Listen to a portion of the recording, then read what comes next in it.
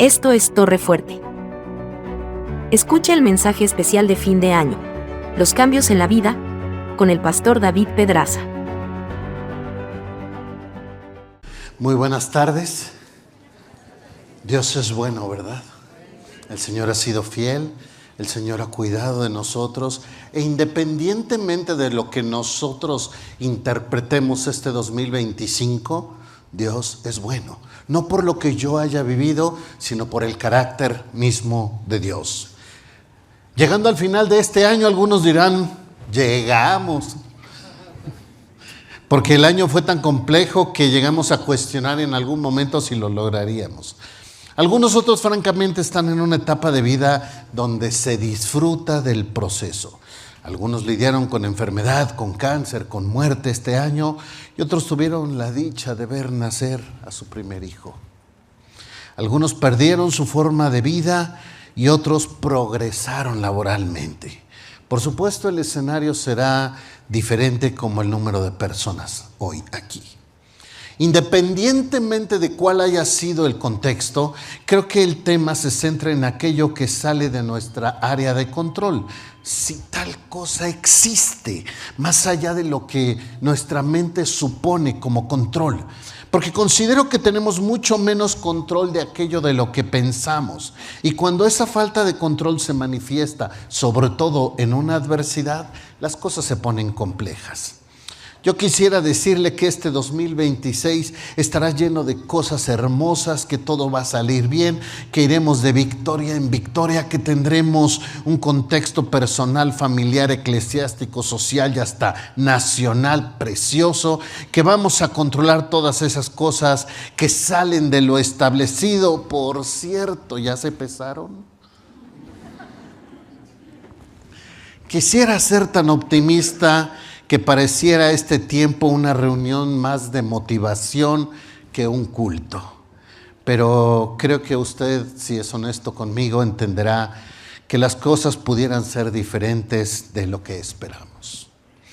Charles Swindoll, en su libro Desafío a Servir, cita un estudio tomado de un libro llamado Manual de Supervivencia de un Ejecutivo. Y es interesante lo que menciona y me gustaría compartirlo con ustedes.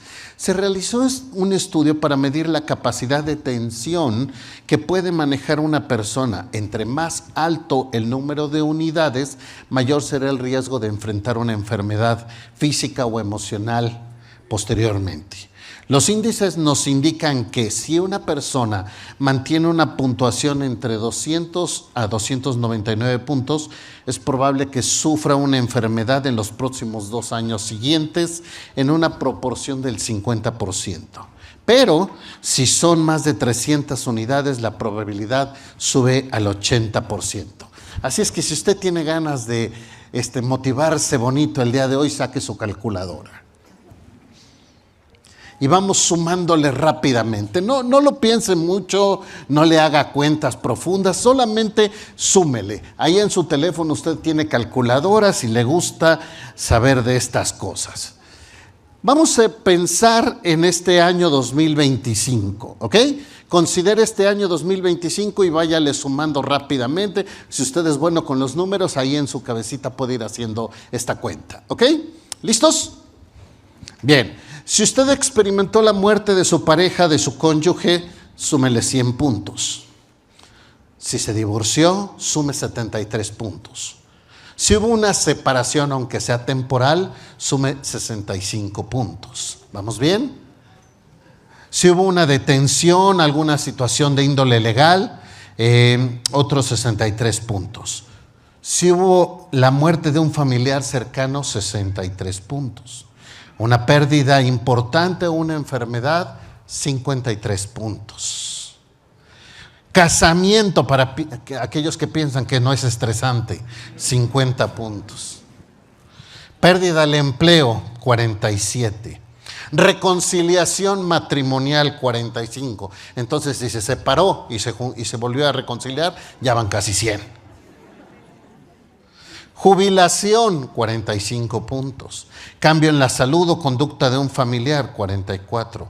Embarazo, 40 puntos. Dificultades sexuales, 39. Aumento en la familia nuclear, los agregados culturales, 39 puntos. Cambio en la condición económica, 38 puntos. Muerte de un amigo cercano, 37 puntos. Salida de un hijo del hogar, sea para estudiar o permanente, 29 puntos. Problemas con parientes políticos, otros 29 puntos. Dificultades con el jefe, 29 puntos. Y ahí podemos seguir ya con otros de menos puntuación, como cambios de trabajo, residencia, escuela, vacaciones, Navidad. ¡Ay, qué estresante! Y pequeñas violaciones de la ley. Hice esta evaluación en el año 2013. Estuve arriba de 315 puntos en el año 2013. Y por supuesto terminé enfermo en cama. Según el médico, mi cuerpo se protegió para no tener un infarto. Y ese puede ser el caso de alguno de ustedes aquí en este auditorio el día de hoy, en este 2025. Así que empezamos este nuevo año con una condición ya por demás compleja. Y algunos, francamente, estamos iniciando este 2026 con una carretera llena de neblina. No sé si alguna vez ha manejado en una carretera llena de neblina, donde apenas alcanzas a ver 2-3 metros adelante y lo demás te lo imaginas. Y ahí vas, despacito, lo más despacio que puedes, luces prendidas, intermitentes prendidas, cuidando las líneas, pero francamente sin saber lo que te vas a encontrar más adelante. Tal vez así se vislumbra tu escenario para este año que inicia. Así que vale la pena preguntarnos delante de Dios, ¿qué herramientas tenemos para enfrentar esas situaciones inesperadas? Cuando en ocasiones no vemos en su total dimensión las implicaciones de las decisiones que vamos a tomar. ¿Cuál es la provisión de Dios?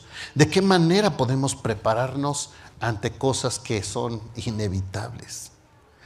Quisiera que veamos una experiencia por demás conocida en la vida de un profeta que tuvo que enfrentar cambios en su vida y Dios se manifestó a él de una manera excepcional.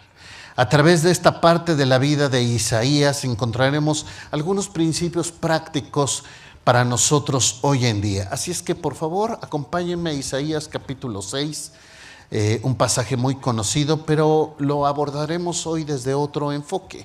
Isaías capítulo 6. Dice así en el verso 1. Cuando el tiempo es complicado, dice, el año en que murió el rey Uzías. Detengámonos aquí un momento, es importante. Cuando leemos así de primera mano, parece que el profeta solo está ubicando el momento histórico. Pero si lo analizamos un poco, encontraremos que este dato aporta mucho más que solo eso. ¿Quién era Uzías? Aún para el profeta, ¿cuál era su referencia de este rey que es mencionado en este pasaje y que fue importante para Isaías? Así es que dejando un dedito ahí en Isaías 6, acompáñenme a 2 de Crónicas capítulo 26 o escuche lo que voy a leer. 2 de Crónicas capítulo 26, la descripción de Uzías. Dice así. Entonces todo el pueblo de Judá tomó a Uzías, el cual tenía 16 años de edad, y lo pusieron por rey en lugar de Amasías, su padre. Uzías edificó a Elot y la restituyó a Judá después de que el rey Amasías durmió con sus padres. De 16 años era Uzías cuando comenzó a reinar y 52 años reinó en Jerusalén. El nombre de su madre fue Jecolías de Jerusalén e hizo lo recto ante los ojos de Jehová, conforme a todas las cosas que había hecho Amasías su padre, y persistió en buscar a Dios en los días de Zacarías, entendido en visiones de Dios, y en estos días que buscó a Jehová, él le prosperó. ¡Wow! Hagamos cuentas. Cuando el profeta fue llamado tenía al menos unos 30 años. Esto quiere decir que para cuando nació Isaías, Uzías llevaba al menos 20 años en el trono. El texto narra algunos parámetros de referencia de este rey. Nos dice que fue uno de los mejores reyes de Israel. Por cierto, este rey muere en una actitud de orgullo al querer ofrecer sacrificio delante de Dios y es herido por Jehová mismo con lepra hasta que muere.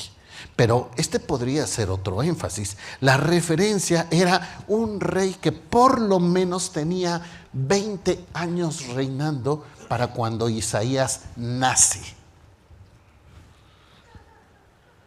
¿Cuál sería la referencia que tendría Isaías de este rey? Sin duda, una autoridad moral, una referencia de estabilidad para el pueblo, alguien a quien admirar, alguien a quien seguir, humanamente hablando. ¿Cuánta influencia tendría sobre de él? Bueno, un rey temeroso de Dios podría representar una figura poderosa, una referencia máxima. Si aquí admiramos a un presidente, imagínense en una teocracia donde el rey no solo tiene el poder del Estado, sino también la revelación divina y la guianza divina. Una teocracia mucho más fuerte que era guiada sobre esa monarquía. ¿Cuánta influencia? ¿Qué implicaba para el profeta el saber del desarrollo de un reinado estable y una muerte trágica? Posiblemente muchos elementos inestables, muchos elementos que por años fueron una referencia, se desmoronaron al final de ese reinado. ¿Cómo respondemos cuando esas figuras de referencia caen? Y ahora la pregunta ya es para usted. ¿Cómo se siente usted cuando esa figura de referencia de repente ya no está? Posiblemente no necesariamente una pérdida trágica, sino sencillamente ya no está. ¿Cómo cree que le afectó esto a Isaías? Bueno, yo creo que él estaba impactado y por eso fue tan relevante para él que en el momento en que empieza su narrativa hace esta referencia a que fue cuando murió el rey Usías. Había perdido Isaías una de las figuras más importantes en su vida, unos zapatos muy grandes, difíciles de llenar. Y tal vez en este año te sientes similar, donde tal vez aquellas cosas que dieron estabilidad a tu vida ya no están.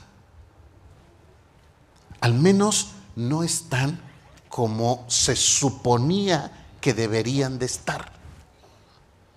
Y por eso ese momento histórico del profeta es crucial y tal vez podemos identificarnos con él en ese momento que siente esta orfandad para cuando sucede todo lo que vamos a leer en un momento. ¿Te has sentido así en algún momento en tu vida? ¿Has sentido como que de repente estas referencias de estabilidad ya no están? ¿Y de dónde me agarro? ¿De qué me agarro? ¿De quién es esa referencia para mí?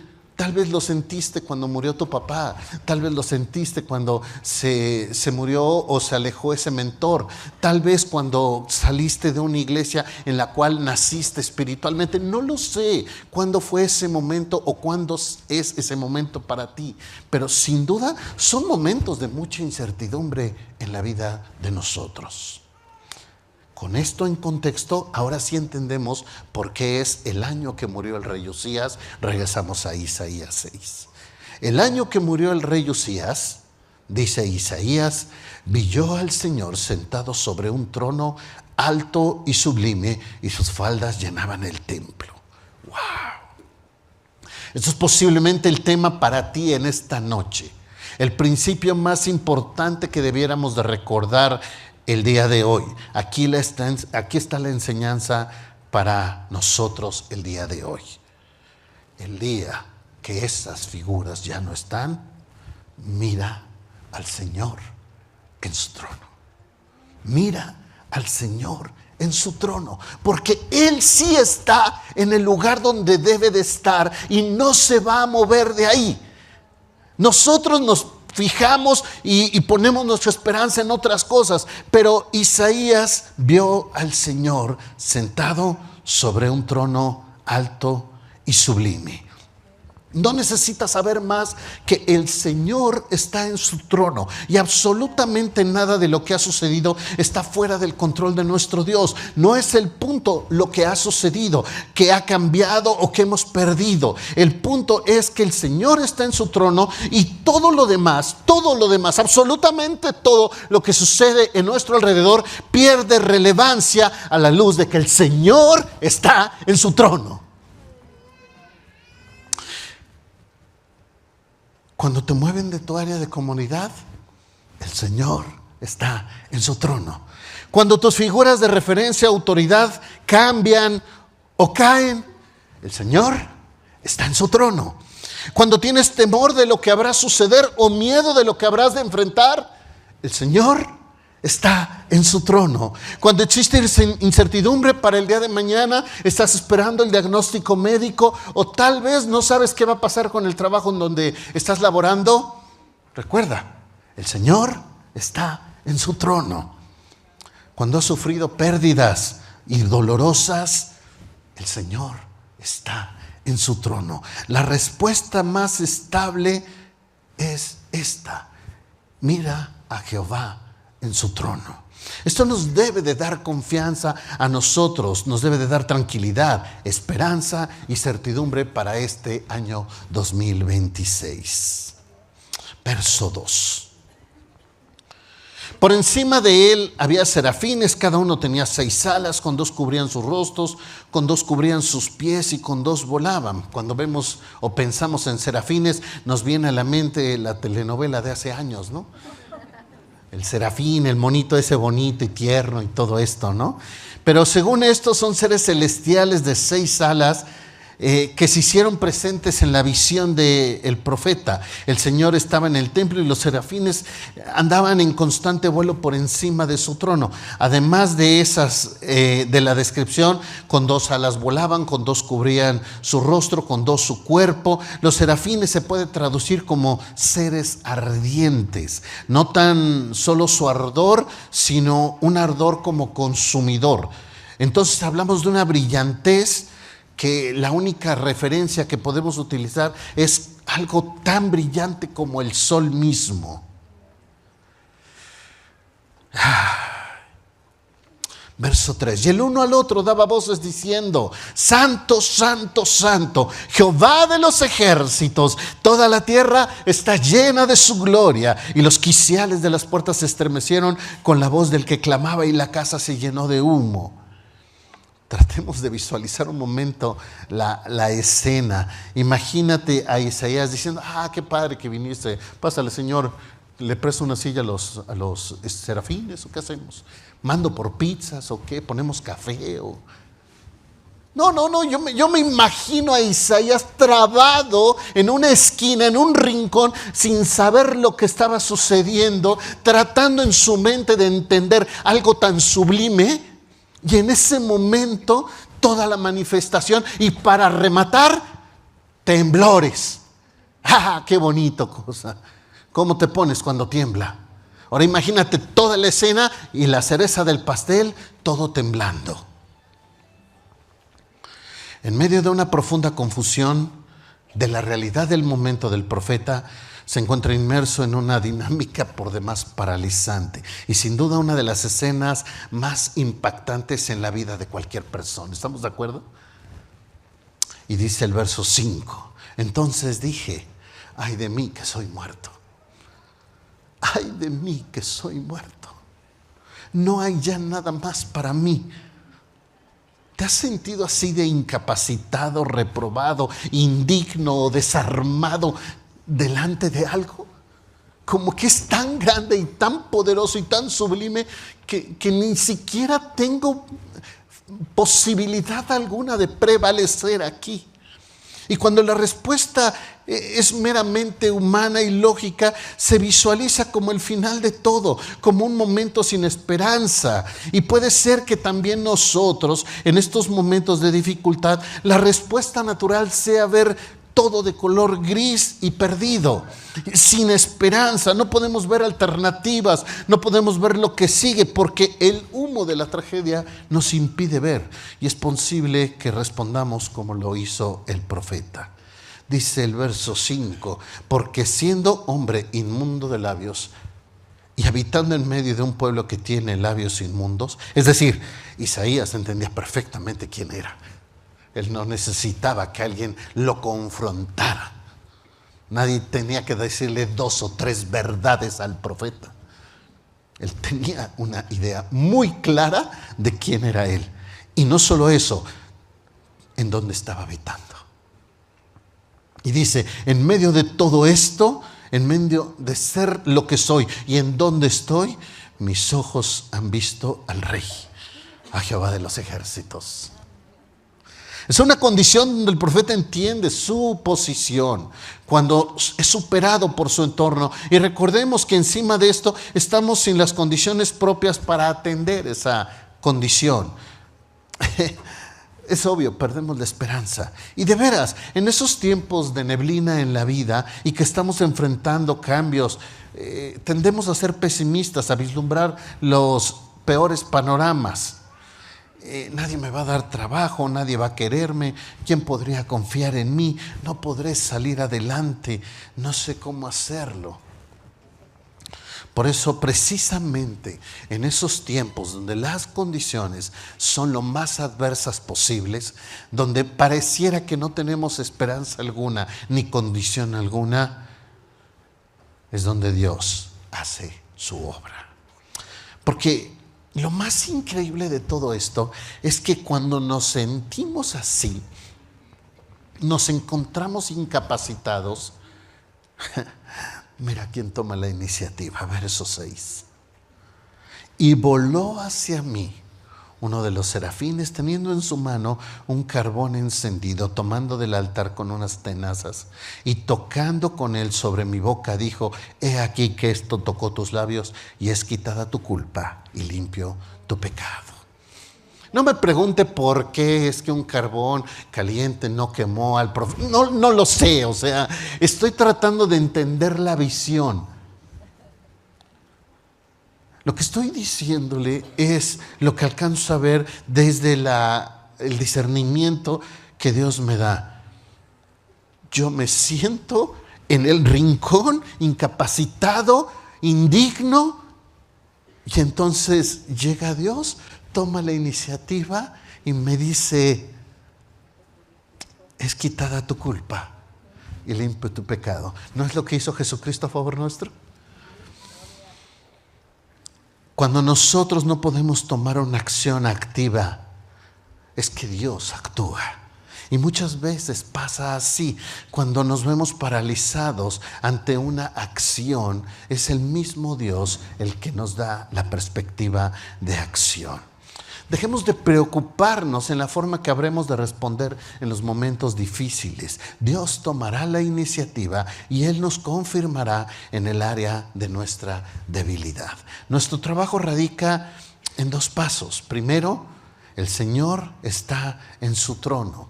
Él toma la iniciativa para acercarse a nosotros. Verso 8. Nuestra parte. Después oí la voz del Señor que decía: ¿a quién enviaré y quién irá por nosotros? Y entonces respondí yo: heme aquí, Señor, envíame a mí. Y tal vez nosotros no sabemos qué sigue, pero Dios sí. Dios sí sabe. Y aún en esos momentos difíciles, el Señor nos está preparando para algo nuevo. Es el caso de Isaías. Su llamado representó un impacto que hoy, 2700 años después, seguimos hablando de las enseñanzas de este hombre. Lo único que esperaba Dios en medio de tanta confusión es que el profeta respondiera con una simple actitud de: aquí estoy. Aquí estoy. Así que va a iniciar este año 2026 cuando Dios te pregunte: ¿cómo habrás de contestar? ¿Cuál será tu respuesta? El problema más grande de nuestros problemas es la capacidad que tenemos de ensimismarnos. La fuerza que tiene para enfocarnos en aquello que nos duele, en nuestra adversidad, en nuestro sufrimiento, en todo eso que bien puede llevarnos a enfocarnos en nuestro propio egoísmo. Pero Dios saca a Isaías de esa condición y le recuerda que hay algo por hacer y que por eso se está presentando ante él en ese día. ¿Tú crees que en ese momento Isaías se acordó de Usías? ¿Tú crees que después de esa manifestación fue relevante la figura representativa de este hombre? Dejó de ser importante, dejó de ser relevante. Vamos aterrizando esto entonces. ¿Habrá cambios en su vida este año? Bueno, sí, es muy probable. Algunos sugieren que lo único constante en nuestras vidas es el cambio. Así que es muy probable que las cosas salgan de nuestra área de estabilidad y confort. Y lo mejor que podemos hacer es encontrar el propósito que hay detrás de eso. ¿Ha perdido su área de estabilidad? Dice 1 Corintios 10:4, que vayamos a la roca que es Cristo, la piedra angular que no se mueve y es la referencia para todo lo que se edifica. ¿Ha fallado o faltan tus figuras de referencia histórica? Nunca pierdas de vista, el Señor nunca te va a fallar. ¿Qué hacemos entonces? Bueno, ¿cuál es aquella acción específica que puede dar respuesta a lo que está sucediendo? Sabemos que son tiempos complicados, pero el Señor es especialista en sacar lo mejor de nosotros en esos tiempos. Para nosotros tenemos que colocar nuestra vista en el lugar correcto, en la persona correcta. Pero también veo en esta enseñanza una perspectiva diferente. No es pensamiento positivo, es certeza espiritual de sabernos en las manos de nuestro Señor. Pero no termina ahí, ya que podría significar también la invitación de nuestro Dios a ser parte de lo que Él está haciendo en esta tierra para este año 2026. Algo que tendríamos que verlo como un privilegio de participar en aquello que Dios está haciendo. Así que me gustaría terminar este tiempo haciendo esta reflexión para usted. Termina este año 2025. No sé si fue bueno o malo, usted tendrá la posibilidad de evaluarlo a la luz de su contexto. Pero independientemente de lo que fue este 2025, me gustaría que alzara su rostro para ver el año que entra, el año que está por iniciar. Y que independientemente de lo que ha sucedido, sus ojos estén puestos en aquel que está en el trono, en aquel que no se mueve, en aquel que es la figura de referencia segura, la certeza completa, y que a pesar de lo que nuestros ojos puedan ver diferente, mal o usar hasta el término negativo, Dios está en control de las cosas. Y esto es lo que necesitamos recordar en todo momento. Segundo, tomemos una acción específica en ir en pos de aquello que Él nos muestre. Isaías dijo: heme aquí, Señor. Usted y yo tendremos que contestar a esto en su propio contexto, lo que eso pueda significar. No es la misma respuesta en general, no es la misma respuesta para Torrefuerte. A ver, todos los de arriba de 50, esto es lo que Dios tiene para ti. No es así, no funciona de esta manera. Es lo que Dios va a mostrarte a ti de manera individual, donde está esperando de ti esa respuesta, porque quiere usarte. No porque te necesite, sino porque quiere hacerte partícipe de aquello que Él está haciendo. Y esta es la bendición que tenemos los hijos de Dios. Padre, qué bendición es poder estar frente a ti. Reconocer, Señor, que francamente no tenemos mucho control de lo que está sucediendo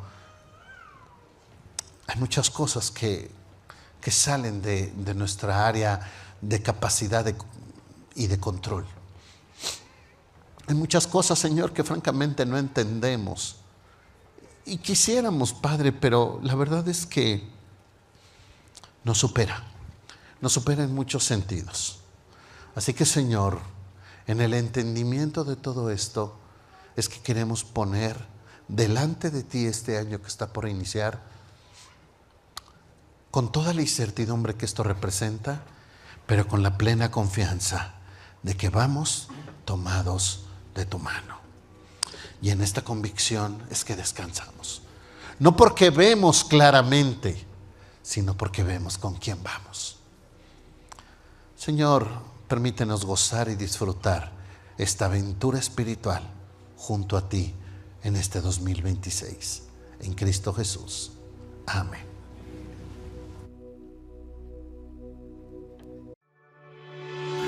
Gracias por escuchar este mensaje de la Palabra de Dios. Para más información acerca de Torre, llámanos al 2222 25 30 46 o escríbenos al correo info@torrefuerteib.org. Visita nuestra página web www.torrefuerteib.org. Te invitamos a seguirnos en nuestras redes: Facebook, IB Torrefuerte, Instagram, Twitter y Telegram, Torrefuerte IB. Dios te bendiga.